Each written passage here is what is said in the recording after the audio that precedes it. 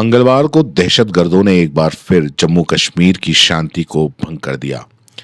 आतंकियों ने पहलगाम में पर्यटकों पर अचानक ताबड़तोड़ फायरिंग कर डाली। दहशतगर्दों की फायरिंग में 28 पर्यटकों की मौत हो गई, जबकि कई लोग घायल हो गए। इस बड़ी घटना के बाद से सेना एक तरफ आतंकियों की तलाश कर रही है, जबकि इस हमले में जान गंवाने वालों घरों के अंदर मातम पसरा हुआ है। आपको बता दें, आपको हथियारबंद आतंकियों ने मिनी स्विट्जरलैंड कहे जाने वाले बेसरंड घाटी में के मैदान में घुसकर रेस्टोरेंट के पास घूम रहे पर्यटकों पर गोलीबारी शुरू कर दी। इस बड़ी आतंकी घटना ने देश की सुरक्षा व्यवस्था पर भी गंभीर सवाल खड़े कर दिए हैं। खबर यह है कि खुफिया एजेंसियों को पहले से इस हमले की सूचना थी, फिर भी आतंकियों ने अपनी साजिश को अंजाम कैसे दिया? क्या ये खुफिया तंत्र का फेलियर है या इसके पीछे कोई गहरी साजिश छिपी है? दरअसल पहलगाम शहर से करीब 6 किलोमीटर दूर बैसरन के घने देवदार के जंगलों और पहाड़ों से घिरा हुआ है। एक विशाल खास मैदान है और पर्यटक के साथ साथ ट्रेकर्स भी ये पसंद करते हैं। वहीं 22 अप्रैल की सुबह जब सैलानी और स्थानीय लोग मैदान में प्रकृति का आनंद ले रहे थे, तभी अचानक गोलियों की आवाज़ों ने शांति को चीर दिया। हथियारों से लैस आतंकियों ने अंधाधुंध फायरिंग शुरू कर दी, जिसमें ज्यादातर पर्यटक और 2 स्थानीय लोग मारे गए। आतंकी हमले को अंजाम देने के बाद जंगल की आड़ लेकर आतंकी फरार हो गए। हालांकि सुरक्षा बलों ने तुरंत इलाके को घेर लिया और सर्च ऑपरेशन भी शुरू कर दिया, लेकिन आतंकियों का अभी तक कोई सुराग नहीं मिल पाया है। बताया जा रहा है कि पाकिस्तान में स्थित प्रतिबंधित आतंकी संगठन लश्कर ए तोयबा के मुखौटा संगठन की TRF ने हमले की जिम्मेदारी ली है। इसमें पाकिस्तानी की खुफिया एजेंसी ISI की भूमिका भी सामने आई है। ये मामला 2019 के पुलवामा हमले के बाद घाटी में सबसे घातक माना जाता है। सबसे चौंकाने वाली बात यह है कि खुफिया एजेंसी को इस तरह के हमलों की संभावना के बारे में पहले से इनपुट मिले थे। अप्रैल 2025 की शुरुआत में खुफिया एजेंसियों ने चेतावनी दी थी कि आतंकी संगठन पहलगाम जैसे पर्यटकों स्थलों को निशाना बनाने की योजना बना रहे हैं। इनपुट्स में यह भी कहा गया था कि आतंकियों ने रेकी कर ली है और वो किसी बड़े हमले की फिराक में लगे हुए हैं। खुफिया जानकारी के मुताबिक पाकिस्तान के कब्जे वाले कश्मीर यानी POK में ISI की देखरेख में आतंकियों को ट्रेनिंग दी जा रही थी। वहीं 10 मार्च को केंद्रीय गृह सचिव गोविंद मोहन ने जम्मू में एक उच्च स्तरीय सुरक्षा बैठक की अध्यक्षता की थी। 1 महीने से भी कम समय के बाद 6 अप्रैल को केंद्रीय गृह मंत्री अमित शाह ने श्रीनगर में इंटीग्रेट कमान की बैठक की अध्यक्षता की थी। जम्मू कश्मीर के 2 क्षेत्रों में लगातार बैठकें खुफिया एजेंसियों की चेतावनी के बीच पाकिस्तान जम्मू कश्मीर में भीषण गर्मी की तैयारी कर रहा था ताकि वारदातों को अंजाम दिया जा सके। वहीं मंगलवार को जब पहलगाम पर्यटकों में चीखें की गूंजने लगी तो एजेंसियों की सबसे बड़ी आशंका सच साबित हुई। वहीं सूत्रों के हवाले से बताया गया कि इस हमले की योजना बेहद सोच समझकर बनाई गई थी और आतंकी कई दिनों से मौके की तलाश में छिपे थे। इस हमले का मास्टरमाइंड लश्कर ए तोयबा का डिप्टी चीफ हाफिज सईद का करीबी सहयोगी सैफुल्ला कसूरी बताया जा रहा है। इसके साथ ही रावलकोट में सक्रिय 2 अन्य लश्कर कमांडर की भूमिका की जांच की जा रही है, जिसमें से एक का नाम अबू मूसा बताया गया है। 18 अप्रैल को अबू मूसा ने रावलकोट में एक आयोजन किया था, जिसमें उसने खुलेआम कहा जिहाद जारी रहेगा, बंदूकें गरजेंगी और कश्मीर में सिर कलम होते रहेंगे। अब सवाल ये उठता है कि आखिरकार सेना से चूक कहाँ हुई? तो आपको बता दें कि पहलगाम जैसे पर्यटन स्थल जो आतंकियों के लिए आसान निशाना हो सकते हैं, सॉफ्ट निशाना हो सकते हैं, वहां निगरानी और सुरक्षा व्यवस्था अपर्याप्त थी। आतंकियों ने इस कमजोरी का फायदा उठाया। इसके अलावा खुफिया एजेंसी ने भले ही इनपुट्स दिए हों, लेकिन इनका समय पर विश्लेषण और कार्रवाई नहीं हुई। ऐसे में सवाल ये उठता है कि क्या स्थानीय पुलिस और सुरक्षा बलों को इनपुट की गंभीरता के बारे में पूरी तरीके से अवगत नहीं कराया गया था।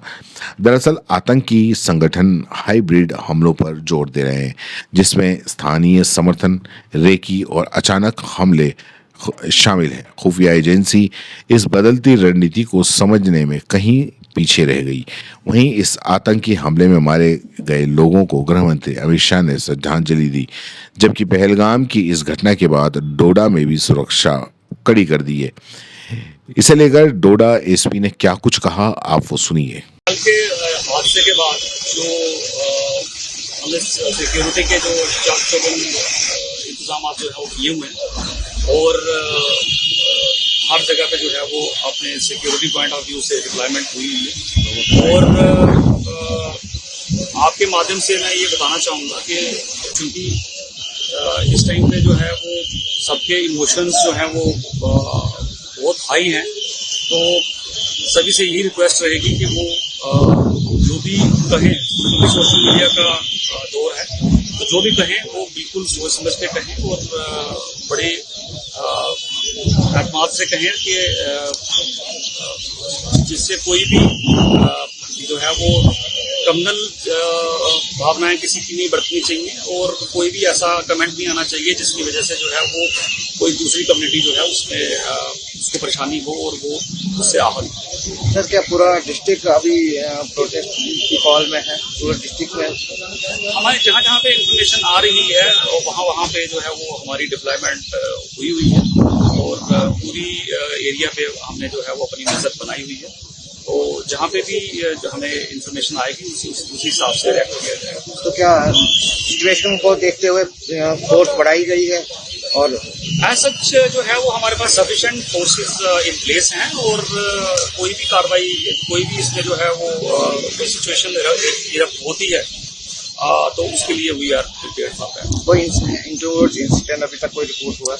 नथिंग, सब कुछ पीसफुल है, everything is going on peaceful. तो लोगों के लिए क्या मैसेज रहेगा, और खासकर जो सोशल मीडिया का मिसयूज? मैं पहले ही आपसे यही कहा कि मेरी यही अपील रहेगी कि सोशल मीडिया का बड़े सोच समझ के इस्तेमाल करिए और वही कुछ जो है जज्बात आपके बाहर आने चाहिए जिससे किसी दूसरी कम्युनिटी का जो है वो आहत नहीं होना चाहिए और लॉ एंड ऑर्डर की जो सिचुएशन है वो मेंटेन रहनी चाहिए।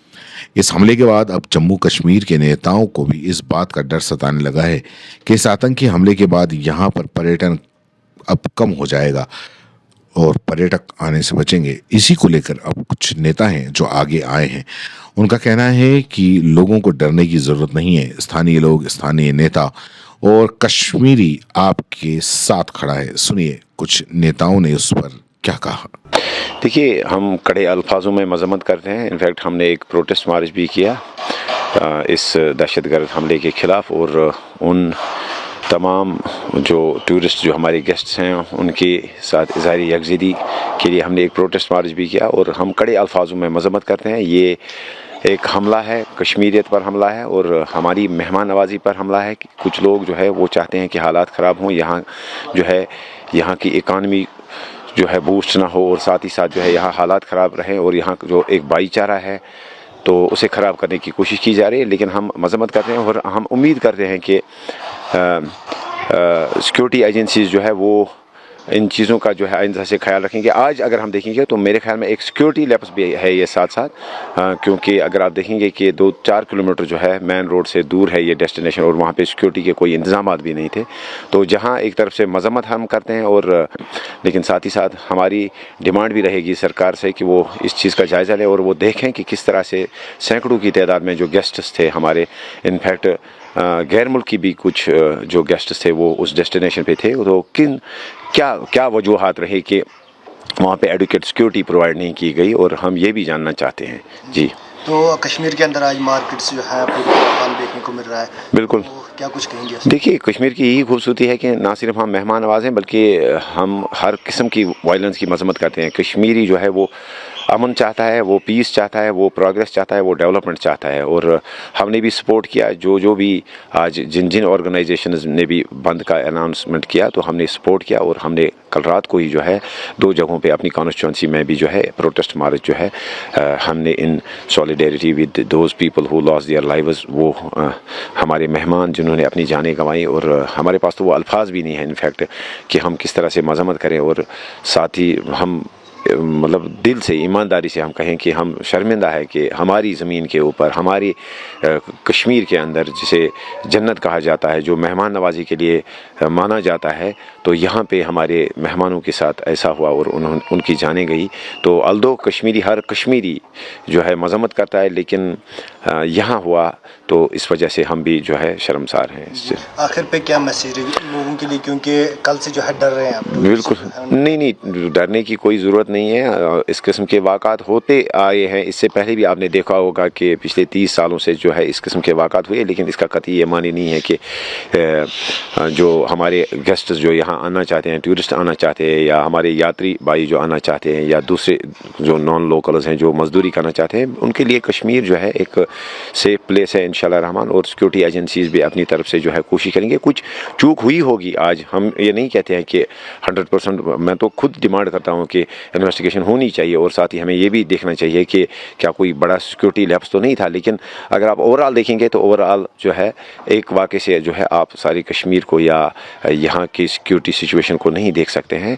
तो हमारी तरफ से ताउन रहेगा, कोऑपरेशन रहेगा सिविल पुलिस इंतज़ामिया के साथ। हम भी जो है इन टच हैं, हम भी देखेंगे कि जहाँ जहाँ हमारे एरिया में, हमारी कॉन्स्टिट्यूंसी में या हमारी कश्मीर में किस तरह से इन चीज़ों को इम्प्रूव किया जाए। और हमारी मैसेज रहेगी, हमारी गुजारिश रहेगी कि हालात ठीक होंगे और आप यहाँ पे आइए, आप बिल्कुल आप हमारे मेहमान हैं। या जो नॉन लोकल्स हमारे यहाँ मजदूर है, अपनी कॉन्स्टिट्यूंसी में मैं खुद भी रिव्यू करूँगा, मैं खुद भी देखूँगा। और हमारी तरफ से यही मैसेज रहेगी कि आप अपना काम कीजिए। आप यहाँ एज टूरिस्ट आना चाहते हैं आइए, एज पिलग्रिम्स आना चाहते हैं आप आइए, आप मजदूरी करना चाहते हैं, जो भी नॉन लोकल्स हैं वो यहाँ पे आए। तो घबराने की कोई ज़रूरत नहीं है। और हमें उम्मीद है, हमें पूरा यकीन है कि जो हमारी सिक्योरिटी एजेंसीज जो है वो इन चीज़ों के लिए जो है वो बराबर वो काबिल हैं, और वो इन चीज़ों को जो है इन चीज़ों का तदारुक कर सकते हैं। नुकसान होगा, लेकिन सवाल ये है कि अब एज पब्लिक रिप्रेजेंटेटिव अगर मैं बात करूं, या सिक्योरिटी एजेंसी, सरकार, एडमिनिस्ट्रेशन, ये हमारे ऊपर जो है अब एक दुगनी जो है एक जिम्मेदारी आयद होती है कि हम किस तरह से जो है इंश्योर करें टूरिस्ट की सेफ्टी को या नॉन लोकल्स की सेफ्टी को। इनफैक्ट अगर आपने देखा होगा इसमें 2 लोकल्स की जान भी गई। तो ऐसा नहीं है कि ये लोकल वर्सेस नॉन लोकल या कोई रिलीजियस एंगल जो कुछ मीडिया हाउसेज जो है इर्रेस्पॉन्सिबल मीडिया हाउसेज इसको देना चाहते हैं, ऐसा नहीं है। ऑल्दो जो एक दहशतगर्द होता है वो उसका कोई धर्म नहीं होता है, उसकी कोई ज़ात नहीं होती है, उसका कोई रीजन नहीं होता है, उसकी कोई जो पहचान नहीं होती है। वो बिला लिहाजे मज़हब, मिल्लत, रीजन जो है इन कार्रवाई को अंजाम देता है। तो इसमें 2 लोकल्स की भी जान गई। तो हम टूरिज़म पे असर पड़ेगा, लेकिन अब जिम्मेदारी हमारे ऊपर आयद होती है, पब्लिक रिप्रेजेंटेटिव्स के ऊपर, सिक्योरिटी एजेंसीज के ऊपर, एडमिनिस्ट्रेशन के ऊपर, यहाँ का जो लोकल टूरिस्ट गाइड है या ऑर्गेनाइजेशन है उनके ऊपर। इनफैक्ट हर तरफ से अगर आप देखेंगे कि हर क्वार्टर से जो है कोशिश की जा रही है कि इसका जो असर है वो टूरिज़म पे ना पड़े। आपने देखा होगा कि टैक्सी यूनियन ने अपनी तरफ से किस तरह से फ्री टैक्सी सर्विसेज दे दी, एडमिनिस्ट्रेशन किस तरह से ऑन टोज लगी हुई है, सिविल सोसाइटी, पॉलिटिकल एक्टिविस्ट्स किस तरह से जो है इस वक्त ना सिर्फ इसको मजम्मत कर रहे हैं, बल्कि हमारी भी कोशिश रहेगी कि टूरिज़म पे इसका जो है ज़्यादा असर ना पड़े।